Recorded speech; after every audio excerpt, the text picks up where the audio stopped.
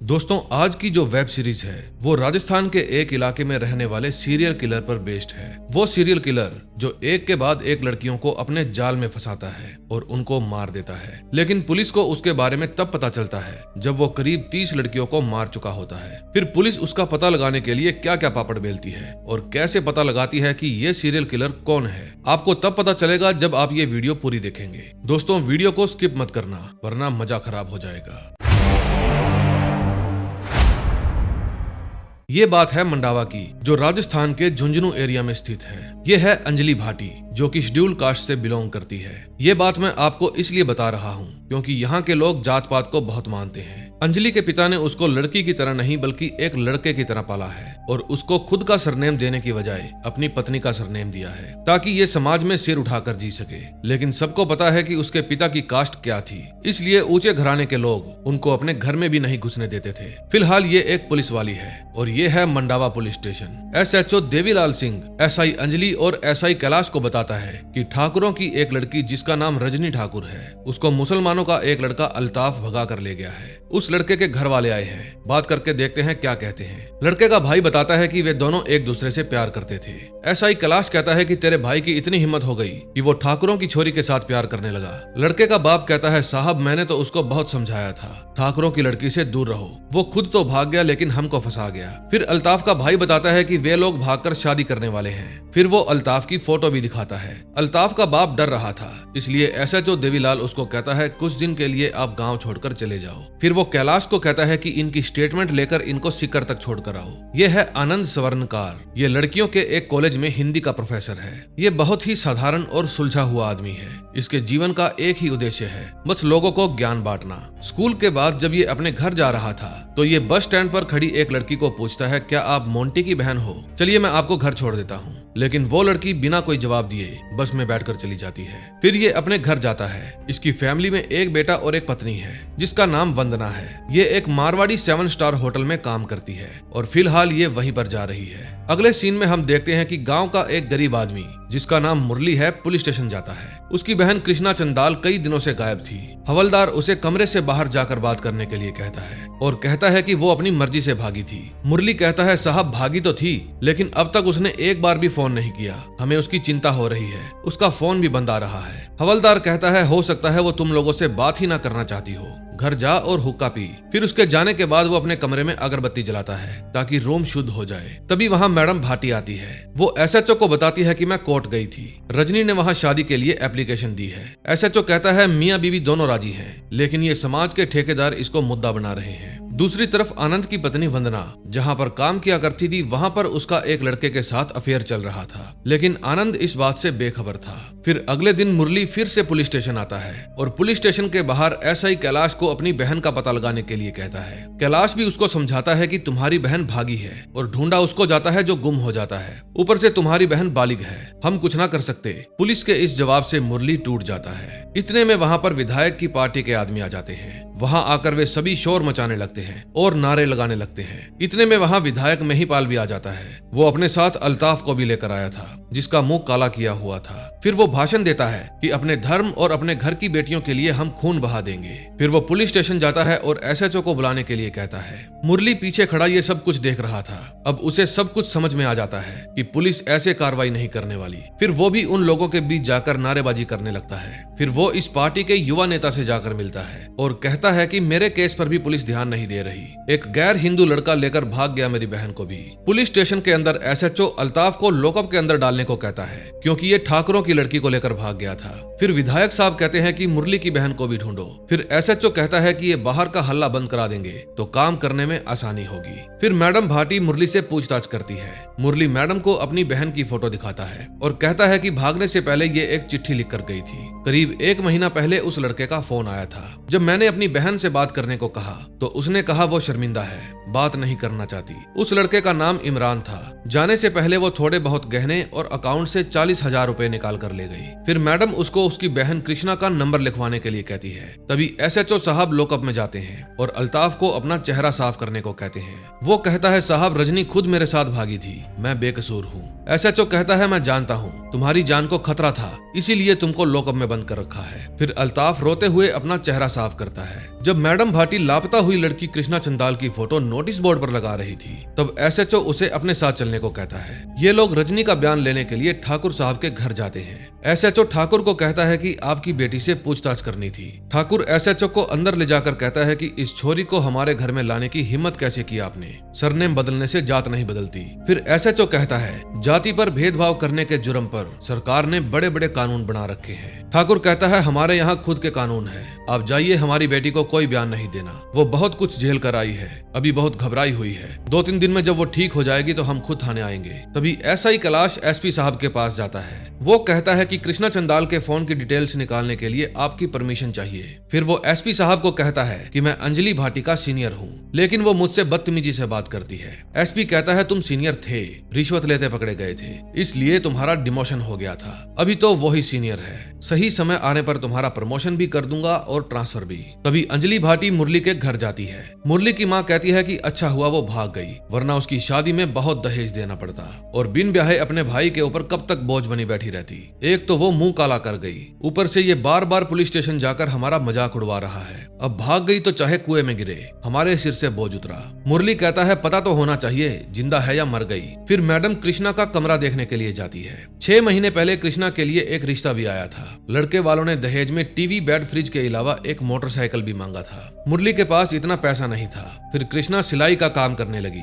एक दिन वो जयपुर में सामान की डिलीवरी के लिए जा रही थी, तभी उसके पास आनंद आता है। वो उससे पूछता है कि तुम मोंटी की बहन हो ना? कृष्णा मना कर देती है। आनंद कहता है सॉरी जी, पहचानने में गलती हो गई। फिर उसकी कार बंद पड़ जाती है। फिर वो बस में कृष्णा के साथ ही चला जाता है और बातों बातों में उसको पटा लेता है। अब कहानी प्रेजेंट में आती है। आनंद आधी रात को उठता है और घर के बाहर खड़ी अपनी वैन को खोलकर उसके अंदर चला जाता है। फिर वो अपने मोबाइल की टॉर्च जगाकर वैन में से छिपी हुई कुछ तस्वीरें निकालता है। फिर वो उनको सीट पर फैला देता है और उनको देखकर गंदे काम करने लगता है। अगले दिन आनंद से मिलने के लिए उसका छोटा भाई आता है। उसने अपने लिए एक नई कार खरीदी थी, लेकिन उसको देखकर आनंद को खुशी नहीं होती। फिर वे बालावास गांव में अपने पिता की हवेली में जाते हैं। वहां उसके पिता ने उसकी मां की बरसी पर एक पूजा रखी थी। आनंद की अपने पिता के साथ भी नहीं बनती थी। फिर आनंद के पिताजी आनंद के बेटे को बताते हैं कि कई पीढ़ियों से हम लोग सुनार का काम ही करते आ रहे हैं, बस तुम्हारा बाप ही नालायक निकला, पता नहीं कौन सी पढ़ाई वढ़ाई की लाइन में घुस गया।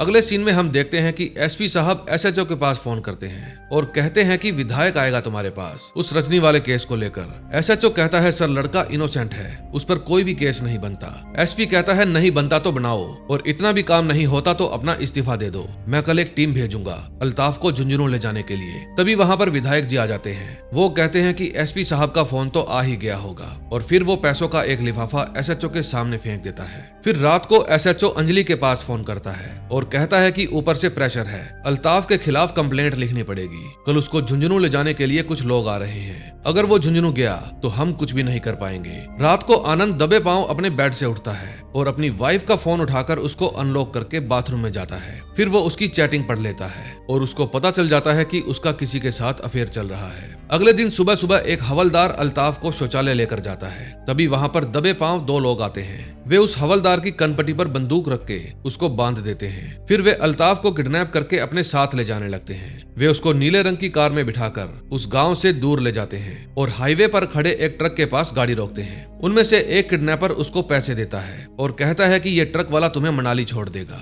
चले जाओ यहाँ से और दोबारा कभी मत आना। फिर अल्ताफ भागकर ट्रक में चढ़ जाता है और ट्रक वहां से रवाना हो जाता है। फिर वे किडनैपर उस कार को वहीं पास में ही एक बंजर जमीन पर ले जाते हैं और कार से बाहर निकलकर अपना हुलिया ठीक करते हैं। वे कोई और नहीं बल्कि एसएचओ देवीलाल और एसआई अंजलि भाटी थी। फिर वे उस चोरी की कार को वहीं पर खड़ी कर देते हैं और खुद बाइक पर वहां से रवाना हो जाते हैं। फिर अगले दिन एसपी साहब मीडिया वालों को बयान देते हैं कि 2 हथियारबंद लोगों के आगे हवलदार कुछ नहीं कर पाया, हमने चारों तरफ नाकाबंदी कर दी है, बहुत जल्द अल्ताफ हमारी हिरासत में होगा। फिर वहां से जाते समय एसपी साहब कैलाश को कहते हैं तुम पता लगाओ अल्ताफ को कौन उठा कर ले गया। दूसरी तरफ आनंद रिचर्ड बनकर एक लेडी से वीडियो कॉल पर बात कर रहा था। आनंद उससे पूछता है कि मेरे दोस्त दोस्त की वाइफ उसको धोखा दे रही है, उसे क्या करना चाहिए। वो लेडी बताती है कि उसको अपनी वाइफ से बात करनी चाहिए, बातें करने से ही हल निकलते हैं। फिर वो अपनी वैन को लेकर एक खाली मैदान में जाता है। फिर वहाँ वो एक कपड़ा बिछाकर उस पर फोन रखने लगता है। फिर वो एक फोन की सिम चेंज करके किसी पद्मा नाम की लड़की से बात करता है।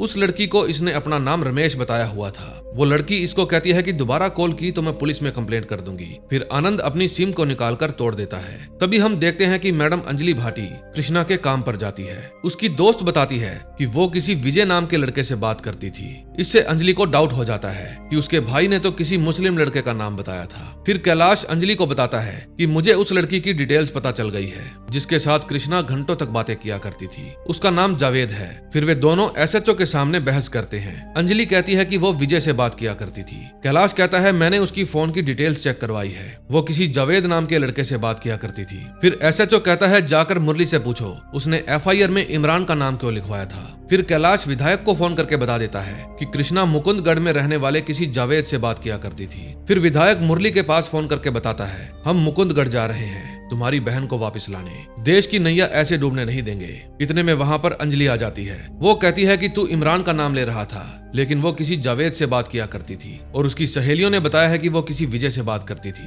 मुरली कहता है कि पुलिस कोई एक्शन लेने को तैयार ही नहीं थी। फिर मैंने सबकी नजर इस केस पर लाने के लिए इमरान का नाम ले दिया था, लेकिन सच तो ये है कि मेरी बहन विजय से ही बात किया करती थी। अब मैं नहीं चाहता कोई निर्दोष फंस जाए, आप कुछ करो मैडम। विधायक भी किसी जावेद को पकड़ने के लिए मुकुंदगढ़ जा रहा है। फिर अंजलि एसएचओ को फोन करती है और बताती है कि किसी ने जावेद वाली बात लीक कर दी है, विधायक उसे पकड़ने जा रहा है, मैं मुकुंदगढ़ जा रही हूँ, आप भी जल्दी से निकलो। फिर एसएचओ वहाँ से निकलते समय मुकुंदगढ़ के थाने में भी फोन कर देता है। ये है जावेद लोहार। जब ये अपने घर से निकलता है तो विधायक के आदमी इसे पकड़ लेते हैं और अपने साथ ले जाने लगते हैं। फिर वे उसे एक वीरान जगह पर ले जाते हैं, वहीं पास में ही रेल की पटरी थी। फिर वे उसको पटरी के ऊपर बांध देते हैं। विधायक पूछता है बेटा अभी भी बता दे वह छोरी कहाँ है। जावेद कहता है मैं नहीं जानता साहब। फिर विधायक उसके मुंह में रुमाल ठूस देता है और सेल्फी लेने को कहता है। फिर वो और उसके मस्टुंडे जावेद के साथ सेल्फी लेते हैं। फिर वे सब पुलिस के आने से पहले ही वहां से निकल जाते हैं। जब पुलिस वहां से गुजरती है तो उनको पता नहीं चलता कि जावेद यहीं पर बंधा हुआ है। अब देखते हैं नेक्स्ट एपिसोड में क्या होता है।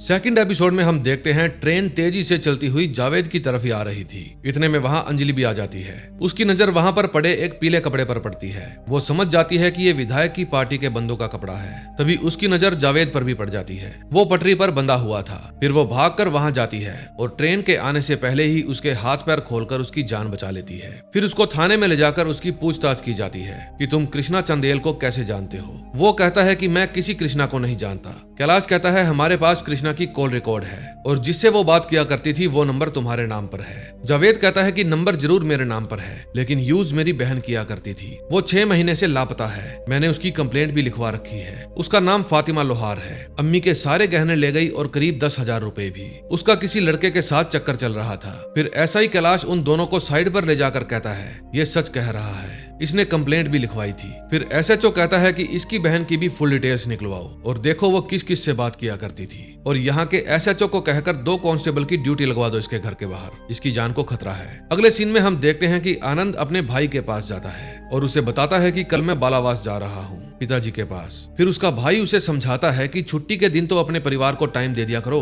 रूप अंकल आए थे पिताजी के पास, उनका बेटा भी भाभी के साथ काम करता है। उसने बताया कि भाभी का अपने जूनियर के साथ ही कुछ चल रहा है। आनंद कहता है ये सब फालतू की बात है, ला तू पिताजी का पैसा दे। और हाँ, हर सुनी हुई बात सच नहीं होती। फिर बाहर जाकर वो खुन्नस के मारे अपने भाई की नई कार पर स्क्रैच डाल देता है। दूसरी तरफ जब कैलाश अपने घर जाता है तो अपने रिश्तेदारों को देखकर चौंक जाता है। उसे पता चलता है कि उसकी वाइफ प्रेग्नेंट है। ये खबर सुनकर उसका मुंह उतर जाता है। ये नहीं चाहता था कि उसका बच्चा इस जालिम दुनिया में जन्म ले। अगले दिन वंदना अपने जूनियर जय को बुलाती है और उसे बताती है कि आनंद को पता चल गया है, हम दोनों के बीच कुछ लफड़ा है। बात यहीं से ही किसी ने लीक की है। जय कहता है तुम अपने पति को बता क्यों नहीं देती कि हम दोनों एक दूसरे से प्यार करते हैं, फिर जो होगा देखा जाएगा। लेकिन वंदना कहती है आनंद बहुत ही अच्छा आदमी है, मैं उसे नहीं बता पाऊंगी। दूसरी तरफ कैलाश हवलदार से पूछताछ करता है कि जिन लोगों ने तुम पर हमला किया था वे किस ओर से आए थे और किस तरफ गए। फिर कैलाश उसी रास्ते पर चला जाता है। वो रास्ता एक पेट्रोल पंप के साथ वाली सड़क से गुजरता था। फिर वो देखता है कि पेट्रोल पंप पर सीसीटीवी कैमरे भी लगे हुए हैं। फिर वो पेट्रोल पंप के अंदर जाकर उस दिन की फुटेज निकालने को कहता है। उसे उस कार की फुटेज मिल जाती है जिससे अल्ताफ को अगवा किया गया था। फिर कैलाश उस फुटेज को पेन ड्राइव में डलवा लेता है। फिर थोड़ी देर बाद ठाकुर साहब अपनी बेटी रजनी और विधायक को साथ लेकर पुलिस स्टेशन आते हैं। फिर एसएचओ रजनी को कहता है, तुम जो बोल रही हो वो अल्ताफ के ऊपर बहुत ही गंभीर आरोप है कि उसने जबरदस्ती तुमको अगवा किया। अंजलि कहती है कि तुम्हारी वजह से अल्ताफ को कई सालों तक जेल में सड़ना पड़ेगा। फिर विधायक कहता है, छोरी का बयान बदलने की कोशिश ना करो, मेहरबानी करके अल्ताफ के खिलाफ कार्रवाई करो। दूसरी तरफ आनंद बालावास जाते समय आरती नाम की एक लड़की से फोन पर बात कर रहा था। आरती भी आनंद के प्यार में पागल थी। फिर वो अपनी पुश्तैनी हवेली में पहुंच जाता है। फिर अंदर जाकर वो अपने पिता को पैसे देता है जो उसके भाई ने पिता के खर्च के लिए दिए थे। फिर उसके पिता आनंद को ताना देते हैं कि एक वही है जो मेरा ख्याल रखता है। बाप का ताना सुनकर आनंद वहां से चला जाता है। फिर वो हवेली के अंदर जाकर उसके बैक साइड में बनी भट्टी में जाता है। फिर वहां पर वो अपने साथ लाए हुए जेवर गलाता है। अब ये जेवर वो कहां से लाया ये आपको आगे पता चलेगा। फिर वो दूसरे गांव में बच्चों को पढ़ाने के लिए जाता है। बच्चों को पढ़ाने के बाद उसके पास एक बूढ़ा आता है। वो आनंद को 500 के नोटों की एक गड्डी देता है। फिर आनंद उसको और सोना देता है और कहता है इसको भी ठिकाने लगा देना। फिर उन पैसों को लेकर वो बैंक जाता है और फैज इकबाल के अकाउंट में जमा करवा देता है। अब ये फैज इकबाल कौन था ये आपको आगे पता चलेगा। दूसरी तरफ अंजलि के पास झुंझुनू के आईटी सेल से कासिम का फोन आता है। वो बताता है कि कृष्णा का फोन पिछले 2 महीने से ही अलग अलग जगह पर ऑन हुआ है। मैडम कहती है जहां जहां पर भी उसका नंबर ट्रेस हुआ है सारी लोकेशन मेरे पास भेजो। फिर मैडम वहां आसपास जितने भी होटल थे सब पर जाकर कृष्णा चंदाल की फोटो दिखाकर पूछती है क्या इस लड़की को कहीं देखा है, लेकिन कोई भी उस लड़की को नहीं जानता था। फिर रात हो जाती है। मैडम गाँव के एक सुनसान से इलाके में एक घर की छत के ऊपर जाती है। वहाँ उसका बॉयफ्रेंड उसका इंतजार कर रहा था। फिर प्रोग्राम फिक्स होने के बाद मैडम वहाँ से चली जाती है। वहाँ से अंजलि मैडम जाती है सीधा पुलिस स्टेशन। अब वो मिसिंग बोर्ड पर दूसरी लापता हुई लड़की की भी फोटो लगा देती है। अब उसको एक नहीं 2 लड़कियों की तलाश करनी थी। दूसरी तरफ आनंद कार्तिक शर्मा बनकर एक लता नाम की लड़की से मिलने जाता है। लता भी उसके प्यार में पागल हो चुकी थी और उससे शादी करना चाहती थी। ये अक्सर उन लड़कियों को निशाना बनाता था जिनके घर वाले दहेज के पैसे ना होने के कारण लड़कियों की शादी नहीं करवा पाते थे। ऐसी लड़कियां जल्दी ही पट जाती थी। ये लता को कहता है कि मेरे पिताजी हमारी शादी के लिए कभी नहीं मानेंगे क्योंकि उनको मोटा दहेज चाहिए, हमें घर से भागकर ही शादी करनी होगी। अगले सीन में हम देखते हैं कि कासिम अंजलि मैडम को बताता है कि कृष्णा और फातिमा दोनों ही एक किरण बेरवा नाम की लड़की के टच में थी जो कि मेवात नगर की रहने वाली है। फिलहाल फोन स्विच ऑफ है। मैडम अंजलि कहती है उसका एड्रेस दो, वहां जाकर ही पता लगाती हूँ। तब तक तुम मुझे तीसरी वाली की भी कॉल डिटेल्स निकाल कर दो। दूसरी तरफ कैलाश उस नीली गाड़ी के पीछे पड़ा था। वो पता करता है कि इस रास्ते से आगे जाकर वो गाड़ी टोल टैक्स पर पहुंची ही नहीं। इसका मतलब वो गाड़ी रास्ते में ही कहीं पर रुक गई। फिर वो अपने साथी को कहता है ये गाड़ी आई कहां से, मुझे इसकी डिटेल्स निकाल कर दो। तभी मैडम अंजलि एसपी साहब के पास जाती है और कहती है कि लापता हुई लड़कियों की डिटेल्स निकालने के लिए मुझे आपकी क्लियरेंस चाहिए। फिर एसपी उन पेपर्स पर साइन कर देता है। एसपी साहब भी एक नंबर के ठरकी थे। उसके बाद अंजलि किरण बेरवा के घर जाती है। वहां जाकर उसे पता चलता है कि वो भी घर से भाग गई है। इन लोगों को लड़के के बारे में कुछ नहीं पता था। फिर किरण की दादी कहती है वो खुद भाग कर गई है, मरे चाहे जिए हमें क्या। फिर जब वो पुलिस स्टेशन जाती है तो उसे पता चलता है कि कासिम ने 5 नंबर और बताए हैं जो सेम इन्हीं लड़कियों की तरह है। ये नंबर भी स्विच ऑफ आ रहे हैं। फिर एसएचओ साहब कहते हैं कि सज्जन को भी इस केस में शामिल करो, इन लड़कियों के घर में जाकर पूछताछ करो। मैडम अंजलि मीनू कुमारी के घर जाती है। उसके पिता बताते हैं कि वो घर छोड़कर भाग गई है। वे तीनों अलग अलग उन लड़कियों के घर में जाकर पूछताछ करते हैं, लेकिन किसी के भी घर वालों को लड़कों के बारे में नहीं पता था। सभी लड़कियां अपने घर से गहने और थोड़े बहुत रुपए लेकर भागी थी। अब एक लड़की को ढूंढते ढूंढते इनको 7 और लड़कियों के बारे में पता चल जाता है जो लापता हो चुकी थी। फिर अगले दिन अंजलि और कैलाश की बहस हो जाती है। अंजलि कहती है इन सभी लड़कियों के गायब होने के पीछे एक ही आदमी का हाथ लगता है, जबकि कैलाश का मानना था ये किसी गैंग का काम है। अंजलि कहती है इस आदमी का मकसद जेवर नहीं हो सकते क्योंकि 40-50 हजार के जेवर कोई बड़ी रकम नहीं होती। मुझे तो ये ह्यूमन ट्रैफिकिंग का मामला लगता है। एसएचओ कहता है जयपुर फोन करके ट्रैफिकिंग टीम को अलर्ट कर दो और मैं आज ही जाकर एसपी साहब को इस केस की डिटेल्स देता हूँ। अगले सीन में हम देखते हैं कि आनंद फिर से रिचर्ड बनकर नागपुर में रहने वाली लड़की मरियम से वीडियो कॉल पर बात कर रहा था। ये अनाथालय में पली बड़ी लड़की थी। आनंद ने इसको अपनी झूठी दुख भरी कहानी सुनाकर अपने जाल में फंसाया था। दूसरी तरफ अंजलि और एसएचओ देवीलाल एसपी साहब के पास जाते हैं और उनको इस केस के बारे में सब कुछ बताते हैं। एसएचओ कहता है कि 2 लड़कियों को छोड़कर बाकी किसी के भी घर वालों ने पुलिस कंप्लेंट नहीं की। पूछताछ में पता चला है कि सभी लड़कियां अपनी मर्जी से ही भागी हैं। फिर वापस अपने पुलिस स्टेशन आकर अंजलि इन सभी लड़कियों की डिटेल्स आसपास के पुलिस स्टेशन, हॉस्पिटल और मुर्दा घर में पहुंचाने को कहती है। अब इन लड़कियों को ट्रेस करने की गतिविधियां तेज हो जाती है। अब इन लड़कियों की संख्या 8 से बढ़कर 16 हो गई थी। फिर अंजलि अपने नीचे काम करने वाले सभी कांस्टेबल को इन सब के घरों में पूछताछ करने के लिए भेजती है। जितनी ज्यादा जानकारी मिलेगी इस केस के लिए उतना ही अच्छा है। अगले सीन में हम देखते हैं कि एक स्कूल में कुछ बच्चे खेल रहे थे। तभी एसएचओ के बेटे के हाथ से आनंद के बेटे को बॉल लग जाती है। फिर तीनों के पेरेंट्स को प्रिंसिपल के पास बुलाया जाता है। फिर प्रिंसिपल उन दोनों को डांटता है जो बॉल से खेल रहे थे, लेकिन लेडी कहती है कि मेरे बच्चे को तो इस पुलिस वाले का बेटा ही बिगाड़ रहा है, उसको डांटिए, मेरे बच्चे को नहीं। फिर पास में ही बैठा आनंद बात को रफा दफा कर देता है और कहता है कि बच्चे शरारत नहीं करेंगे तो और कौन करेगा। फिर वहां से बाहर निकलकर एसएचओ साहब आनंद का शुक्रिया अदा करते हैं क्योंकि उसने अंदर सब कुछ अच्छे से हैंडल किया था। तभी हम कैलाश को देखते हैं जो उस कार को ढूंढने में लगा हुआ था जिसके अंदर अल्ताफ को किडनैप किया गया था। फिर उसे हाईवे के पास ही एक सुनसान जगह पर वो कार खड़ी मिल जाती है। फिर वो उस कार को पास जाकर अच्छे से चेक करता है। जब रात होती है तो आनंद अपनी वाइफ को कहता है मैं गाड़ी में तेल भरवाने जा रहा हूँ। फिर वो एक सुनसान जगह पर जाकर गाड़ी रोकता है और लता को फोन करता है। फिर वो लता से पूछता है कि भागने के बारे में क्या सोचा। लता कहती है मैं तैयार हूँ। आनंद स्वर्णकार ने इतने कांड किए थे कि मैडम अंजलि भाटी की रातों की नींद उड़ गई थी। अब वो कुछ भी करके इन सभी के पीछे छिपे हुए दरिंदे को पकड़ना चाहती थी। अब देखते हैं नेक्स्ट एपिसोड में क्या होता है।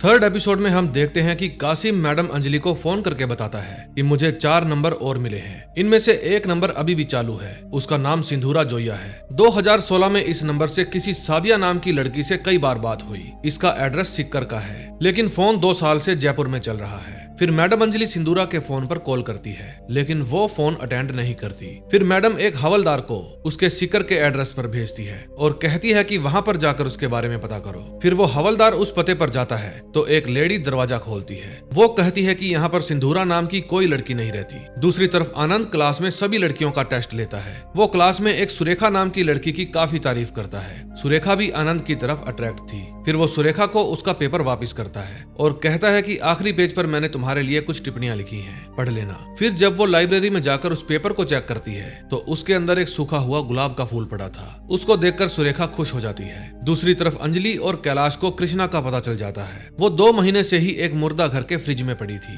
जब इस बात का उसके भाई मुरली को पता चलता है तो वो बहुत रोता है। तभी कैलाश को अपने होने वाले बच्चे की टेंशन हो जाती है कि इस नर्क बन चुकी दुनिया में वो अपने बच्चे को जन्म कैसे देगा। तभी अंजलि एसएचओ को बताती है कि पोस्टमार्टम की रिपोर्ट में आया है कि लड़की की मौत जहर खाने से हुई थी। शरीर पर कोई भी जोर जबरदस्ती के निशान नहीं है, लेकिन मरने से कुछ घंटे पहले उसने किसी के साथ शारीरिक संबंध बनाए थे और जब उसकी लाश बाथरूम में मिली तो दरवाजा अंदर से ही बंद था। सर, इसने साइनाइड खाया था। अब गौर करने की बात यह है कि इसको इतनी आसानी से साइनाइड मिल कैसे गया। फिर थोड़ी देर बाद अंजलि फिर से सिंधूरा के फोन पर कॉल करती है। अब की बार वो कॉल अटेंड कर लेती है। फिर मैडम उसको कहती है कि 2016 में तुम्हारे फोन से रात रात भर सादिया शेख के फोन पर बातें होती थी। सिंधूरा पूछती है कौन सादिया शेख, मैं किसी को नहीं जानती। फिर अंजलि उसका एड्रेस पूछती है, लेकिन डर के मारे वो फोन काट देती है। मैडम अंजलि फिर से कॉल ट्राई करती है, लेकिन सिंधूरा कॉल अटेंड नहीं करती। वो बहुत ज्यादा डरी हुई थी। अंजलि मैडम उसको फोन पर फोन मिला रही थी। सिंधूरा एक बार फिर से फोन उठाती है। अंजलि कहती है सीधा सीधा बताती है या मैं तुम्हारे घर पर आऊं। सिंधूरा फोन काट के रोने लगती है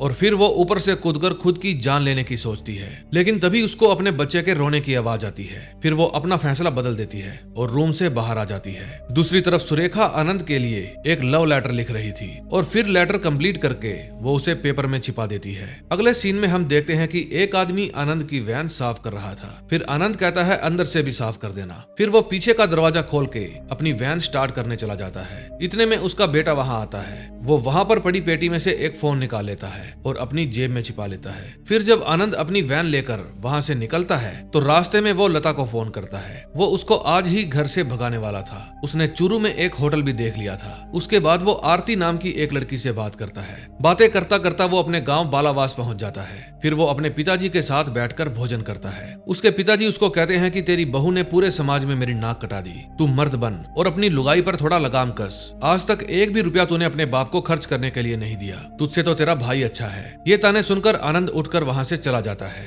अब अंजलि मैडम पूछ पाछ कर सिंधूरा के घर पहुंच जाती है। वो उससे पूछती है कि 2016 में तुम्हारे फोन से सादिया के फोन पर कॉल किसने की। सिंधूरा बताती है कि उस समय मैं हॉस्टल में थी और उस समय सिर्फ सिर्फ मेरे ही पास फोन हुआ करता था। किसी भी लड़की को कहीं भी फोन करना होता तो वो मेरा ही फोन यूज करती थी। मैडम पूछती है एक एक घंटा जो तुम्हारे फोन से बात करती थी, मुझे उसका नाम चाहिए। सिंदूरा कहती है मुझे बस इतना ही पता था, मेरा बच्चा रो रहा है। मैडम कहती है कुछ भी याद आए तो इस नंबर पर कॉल कर देना। फिर वो SHO को जाकर बताती है कि कुछ तो है जो सिंदूरा हम लोगों से छिपा रही है, उससे एक बार और बात करनी पड़ेगी। फिर वहाँ एक हवलदार आता है और कहता है कि कैलाश सर के ससुर जी डिब्बा देकर गए हैं, ये बाप बनने वाले हैं। फिर कैलाश घर जाकर अपनी बीवी को ताने देता है कि कोई दुनिया से नया काम नहीं कर रहा, जो तुम्हारे पापा डिब्बे बांटते फिर रहे हैं। दुनिया में तांडव मचा पड़ा है, अब रहने लायक नहीं बची है दुनिया। फिर वो अपनी वाइफ को कहता है कि अभी भी देर नहीं हुई है, हम इसको। लेकिन उसकी वाइफ नाराज होकर वहां से चली जाती है। जब रात होती है तो आनंद अपने फोन को चार्जिंग में लगाता है और खुद अपने पिता की हवेली से बाहर आ जाता है। फिर वो अपनी कार में बैठकर होटल चला जाता है। फिर वो अपने कार्तिक शर्मा वाले नकली आधार कार्ड से वहाँ एक रूम ले लेता है। थोड़ी ही देर में वहाँ पर लता भी आ जाती है जो घर से भाग कर आई थी। फिर वो उसके साथ शारीरिक संबंध बनाता है। फिर अगले दिन सुबह चुरू के बस स्टैंड के बाथरूम में लता की लाश मिलती है। फिर जब सुबह वो अपने घर जाता है तो उसकी वाइफ उसको कहती है कि मुझे तुमसे कुछ बात करनी है। वो कहती है पिछले 6 महीने से मैं किसी और से प्यार करती हूँ, जय नाम है उसका, वो मेरे साथ ही काम करता है, तुम्हें भी कोई ना कोई अच्छी लड़की मिल ही जाएगी। आनंद कहता है अगर तुम मुझे छोड़ने की सोच रही हो तो ये बात अपने दिमाग से निकाल दो, अगर तुम मुझे छोड़कर गई तो मैं खुद को खत्म कर लूंगा। उस रात वो अपनी वाइफ के आगे खूब मगरमच्छ के आंसू बहाता है। अगले दिन सुबह अंजलि और कैलाश SHO के पास जाते हैं और कहते हैं कि एक और लड़की के बारे में पता चला है, उसने भी साइनाइड खाया था, उसका फोन और पर्स गायब है। मुर्दा घर वालों ने उसकी बॉडी जला दी क्योंकि कोई भी उसकी बॉडी क्लेम करने नहीं आया था। उसने भी टॉयलेट का दरवाजा अंदर से बंद कर रखा था। ये कैसे मुमकिन है ये समझ नहीं आता। फिर SHO कहता है कि बाकी की जो 19 लड़कियां गायब हैं उनकी तरफ ध्यान दो, उनका जल्द से जल्द पता लगाओ और पिछले 6 महीने में जितनी भी लड़कियां मरी है उन सबको इस केस वाली लड़कियों के साथ मैच करके देखो और उनके घर वालों को बुलाकर उनके सामान की पहचान कराओ। फिर पिछले 6 महीने में आसपास के इलाके में जितनी भी लड़कियों की डेड बॉडी मिली थी उन सब की फाइलों को खंगाला जाता है। उनके साथ जो जो भी सामान मिला उन सबको एक जगह पर इकट्ठा किया जाता है। अब जिनकी बेटियों की लाश मिली थी वे लोग आकर सामान की पहचान करते हैं। कुछ लड़कियों की पहचान हो जाती है, कुछ अभी भी अज्ञात थी। अब इनको ऐसे ही केस वाली कुछ और लड़कियों के बारे में पता चलता है। अब लड़कियों की संख्या बढ़कर 27 हो गई थी। आनंद को पता था कि किन लड़कियों को अपना निशाना बनाना है। उसने एक भी ऊंची जाति की लड़की को अपना निशाना नहीं बनाया, वरना बवाल मच सकता था। अब ये बात न्यूज तक भी फैल जाती है। फिर SP साहब थाने में आकर केस की जांच करते हैं। SHO और अंजलि बताते हैं कि सभी लड़कियां एक ही पैटर्न पर मारी गई हैं। सभी की सभी लड़कियां 30 से 35 की उम्र के करीब थी और दबे कुचले घर की थी। फिर अंजलि कहती है सर सभी लड़कियों की मौत जहर खाने से हुई है। सभी ने अपनी मर्जी से तो जहर नहीं खाया होगा, उस आदमी ने जहर खाने पर मजबूर किया होगा। SP कहता है तुम्हें लगता है कि ये सारा काम एक ही आदमी ने किया है। अंजलि कहती है अगर किसी गैंग का काम होता तो पैटर्न भी अलग अलग होते और उनमें से कोई ना कोई तो गलती करता। फिर SP अंजलि को डांटता है और कहता है कि इस तरह की मनगढ़ंत कहानियां मत फैलाओ। मेरी 25 साल की ड्यूटी में मैंने आज तक एक भी सीरियल किलर नहीं देखा, ऐसे फिजूल के हवाई फायर मत करो। फिर SHO कहता है कि सर वो IT वाले कासिम को फुल टाइम हमारे साथ जोड़ देते तो केस सॉल्व करने में आसानी होगी। फिर SP साहब कैलाश को बाहर ले जाते हैं और कहते हैं कि अल्ताफ वाले केस को जल्दी सॉल्व करो, प्रमोशन चाहिए कि नहीं चाहिए। फिर SP साहब मीडिया वालों को बताते हैं कि कई जिलों में एक गैंग फैला हुआ है जो लड़कियों को जहर देकर मार देता है और उनके गहने चुरा लेता है। फिर अगले दिन सुबह अंजलि प्रोफेसर जावेद अंसारी के पास जाती है जो कि क्रिमिनोलॉजी के प्रोफेसर थे। केस को स्टडी करने के बाद वो कहते हैं तुम्हारा अंदाजा बिल्कुल सही है, ये किसी एक आदमी का काम लगता है, ये एक क्लासिक साइकोपैथ है। सालों से मर्डर करने के बाद भी ये इसलिए नहीं पकड़ा गया क्योंकि इसको समाज में घुल मिल कर रहना आता है। हो सकता है कि ये शादीशुदा हो और इसके बच्चे भी हों, ये कोई नौकरी पेशे वाला भी हो सकता है, ये इस तरह का साधारण आदमी हो सकता है जो हमारे सामने भी हो तो हमारी नजर उस पर ना जाए। अंजलि पूछती है सर ये साइनाइड देकर क्यों मारता है जो कि इजिली अवेलेबल भी नहीं होता। प्रोफेसर बताते हैं कि साइनाइड का प्रयोग सोने की कारीगरी या फिर पेस्टिसाइड इंडस्ट्रीज में होता है। हो सकता है ये ऐसी ही किसी जगह पर काम करता हो जहां इसे ये आसानी से मिल जाता है। अंजलि पूछती है 1-2 को छोड़कर सभी लाशें शनिवार और रविवार को मिली हैं। प्रोफेसर कहते हैं कि इसका मतलब ये आदमी हफ्ते में 5 दिन नौकरी करता है और वीकेंड पर अपने मिशन पर निकल जाता है। तभी अगले सीन में हम देखते हैं कि SI कैलाश परिवहन कार्यालय में जाता है। वो अपने दोस्त को जाकर कहता है कि मुझे उस नीली गाड़ी के पहले की और बाद की फुटेज निकाल कर दे। उसका दोस्त कहता है अभी मैं जरूरी काम कर रहा हूँ। 2 घंटे बाद आना। अब मैडम कासिम को भी अपनी पुलिस स्टेशन में ले जाती है ताकि केस को सोल्व करने में आसानी हो। अब मैडम अंजलि को पता चलता है कि 4 दिन पहले चूरू बस अड्डे पर लता नाम की लड़की की बॉडी मिली है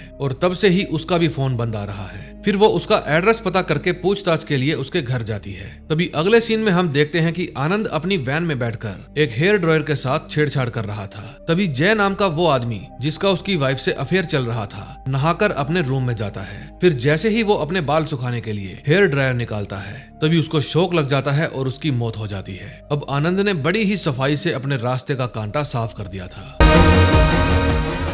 4th एपिसोड में हम देखते हैं पुलिस वाले होटल पहुंच जाते हैं जहां पर जय की मौत हुई थी और जय की बॉडी को पोस्टमार्टम के लिए भेज देते हैं। फिर वहां पर काम करने वाला लड़का बताता है कि ये हेयर ड्रायर चेंजिंग रूम का नहीं है, ये कोई और हेयर ड्रायर है, यहाँ की सफाई मैं ही करता हूँ। जब जय की मौत का वंदना को पता चलता है तो उसके पांव तले जमीन निकल जाती है। आनंद भोला बनकर उससे पूछता है क्या हुआ। वो बताती है कि जय की डेथ हो गई है। फिर वो वंदना को चुप कराता है। अगले दिन वो फिर से रिचर्ड बनकर मरियम से बात करता है। वो पूछती है इतने सैड क्यों हो। रिचर्ड बताता है कि कल मेरे एक दोस्त की डेथ हो गई। आजकल जिंदगी का कोई भरोसा ही नहीं है, एक पल में आदमी है और दूसरे ही पल में जयराम जी की। तभी अगले सीन में हम देखते हैं स्कूल का एक बच्चा आनंद के बेटे को परेशान कर रहा था। तभी उसकी जेब में से फोन नीचे गिर जाता है। फिर वो उस फोन को उठा लेता है और एक खाली क्लास में जाकर उसे चार्जिंग में लगा देता है। उस फोन के ऑन होते ही कासिम को पता चल जाता है कि महाराजा दिलीप सिंह पब्लिक स्कूल में भारती माली का फोन ऑन हुआ है। वो जाकर मैडम को बताता है और मैडम अपनी टीम को लेकर वहां के लिए निकल पड़ती है। फिर पुलिस वाले स्कूल पहुंच जाते हैं और पूरे स्कूल की तलाशी लेते हैं। तभी अंजलि देखती है कि एक क्लास में कुछ बच्चे झुंड बनाकर खड़े हैं और फोन में 2 नंबर की फिल्में देख रहे हैं। उन बच्चों में एसएचओ का बेटा हैरी भी था। फिर पूछने पर वे बच्चे बता देते हैं कि ये फोन कपीस का है।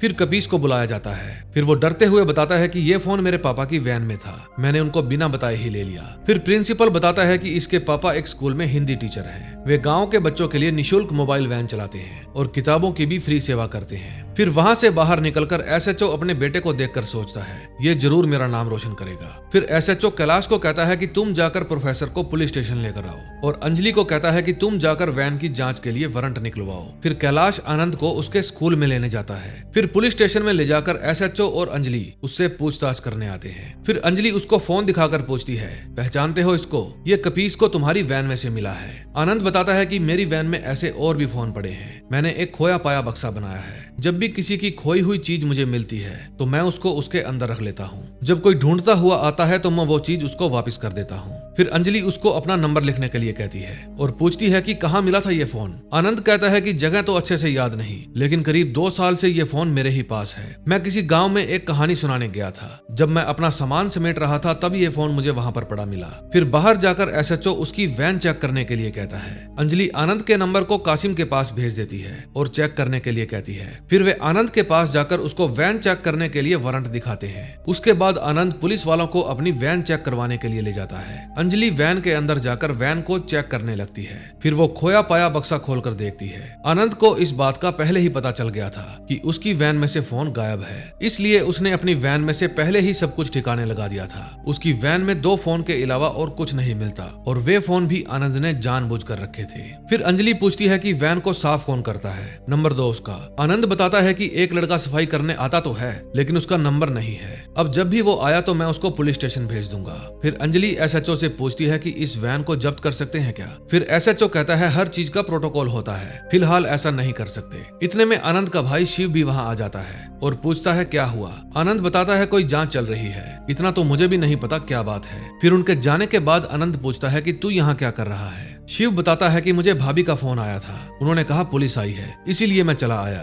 आनंद कहता है बाबूजी को मत बताना वरना बिना बात के क्लेश करेंगे। फिर वो अपने बेटे को डांटता है कि तुमको रोका हुआ है कि वैन में नहीं जाना, फिर क्यों गए। कपीस कहता है सॉरी पापा, आगे से नहीं जाऊंगा। फिर पुलिस स्टेशन जाकर अंजलि इन दोनों फोन को कासिम के पास भिजवा देती है। वो एसएचओ को कहती है कि मुझे आनंद पर रत्ती भर भी विश्वास नहीं। कैलाश कहता है लेकिन कोई शक करने की वजह भी तो होनी चाहिए, घर परिवार वाला आदमी है, खाली टाइम में समाज सेवा करता है बेचारा। फिर एसएचओ कहता है अगर वो कातिल होता तो फोन को अपने पास नहीं रखता, तोड़कर फेंक देता। फिर अंजलि कासिम को आवाज लगाकर कहती है जब लड़कियों की लाश मिली थी पता लगा उस समय आनंद का फोन कहाँ पर था। फिर रात को आनंद एक मोबाइल की दुकान में जाता है और वहाँ से महेश नाम के अपने नकली आधार कार्ड के जरिए एक नई सिम लेता है। फिर वो आरती को फोन करता है और कहता है कि तुम्हारे लिए एक नई सिम भेज रहा हूँ। पुरानी वाली बंद कर दो, और अगर पुलिस वाले तुम्हारे पास आए और मेरे बारे में पूछें तो कह देना मैं नहीं जानती। फिर वो जाता है राजू के पास जो उसकी वैन को साफ किया करता था। वो राजू को 10,000 रुपए देता है और कहता है कि कल पुलिस स्टेशन जाकर ये मत बताना कि मुझे फोन चोरी होने के बारे में पहले से ही पता था और मैंने उसके बारे में तुमसे पूछताछ की थी।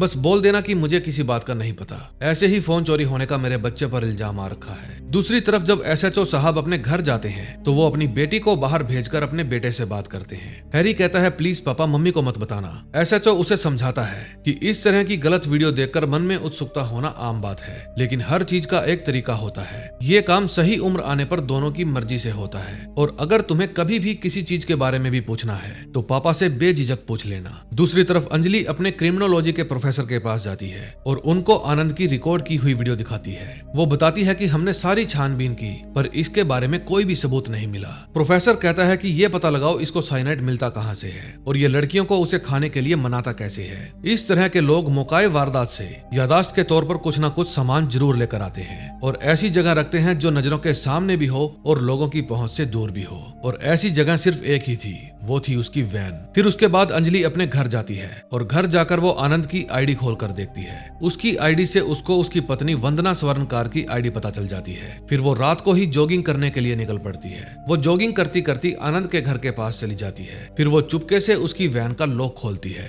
और उसके अंदर जाकर वैन को चेक करने लगती है। उसे वैन में कुछ भी नहीं मिलता। जब वो वैन से बाहर आने लगती है तो आनंद उसको धक्का देकर वैन के अंदर ही बंद कर देता है। फिर वो अपनी वैन को वहां से भगा कर ले जाता है और रास्ते में एक फोन भी करता है। जब वो दरवाजा खोलता है तो अंजलि उस पर टूट पड़ती है। दरअसल वो वैन पुलिस स्टेशन के सामने लेकर आया था और रास्ते में उसने एसएचओ को ही फोन किया था। आनंद कहता है कि जब मैं आपके साथ हर बात में कोऑपरेट कर रहा हूँ, फिर ये चोरों की तरह मेरी वैन में क्या कर रही थी? आप अभी की अभी इसके खिलाफ कंप्लेंट नोट करो। ये जरूर मेरे खिलाफ कोई साजिश कर रही है। इसने मेरी वैन के अंदर कोई ना कोई सबूत रख दिया होगा ताकि मुझे फंसा सके। एसएचओ मैडम की तरफ से उससे माफी मांगता है, लेकिन आनंद कहता है कि मुझे लिखित रूप में चाहिए। मैडम मेरी वैन के अंदर गई थी, कल को कुछ भी ऐसा वैसा मिला तो मेरे ऊपर कोई बात नहीं आनी चाहिए। फिर एसएचओ उसको अंदर ले जाकर उसे समझाता है। आनंद कहता है कि मैंने बिना वारंट देखे आपको वैन की चेकिंग करवा दी, लेकिन इस तरह से बिना बताए चेकिंग करोगे तो मन खट्टा हो जाता है साहब। फिर उसके जाने के बाद एसएचओ अंजलि को डांटता है और कहता है कि वो सच में खूनी होता तो क्या करता वो तुम्हारे साथ। तुम्हारी इस बेवकूफी के कारण अब वैन में से मिला कोई भी सबूत कोर्ट में वैलिड नहीं होगा।